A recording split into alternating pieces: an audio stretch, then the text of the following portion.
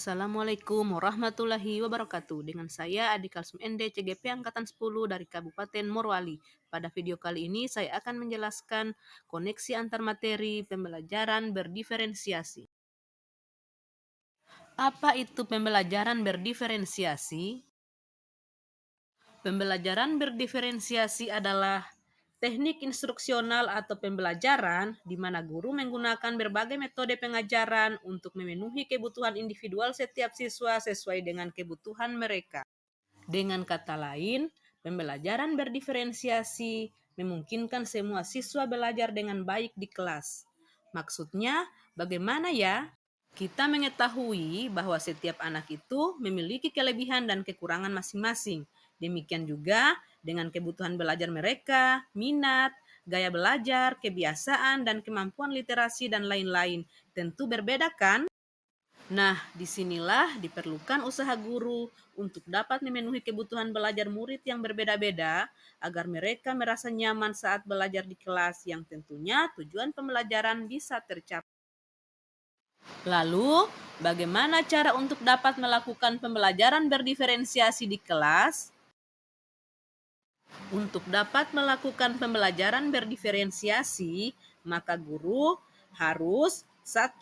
Memahami tujuan pembelajaran, mengetahui dan merespon kebutuhan belajar murid, menciptakan lingkungan belajar yang mengundang murid untuk belajar, melakukan manajemen kelas yang efektif, dan melakukan penilaian yang berkelanjutan. Berkaitan dengan kebutuhan belajar murid, guru harus memahami 3 aspek berikut.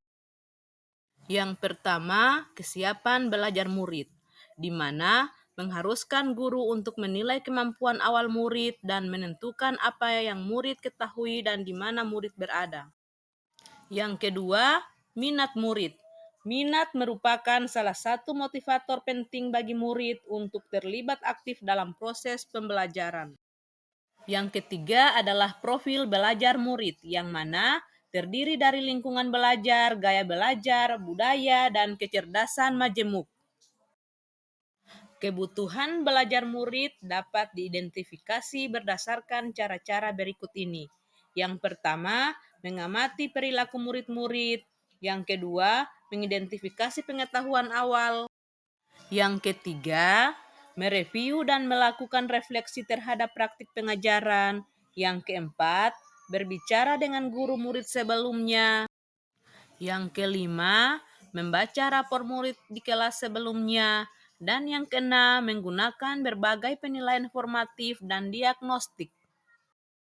Selanjutnya, strategi untuk mendiferensiasi pembelajaran. Yang pertama, diferensiasi konten yang mana berkaitan dengan apa yang kita ajarkan seperti materi, konsep, atau keterampilan yang perlu dipelajari berdasarkan kurikulum. Yang kedua, diferensiasi proses merupakan kegiatan yang memungkinkan murid berlatih dan memahami atau memaknai materi yang kita ajarkan.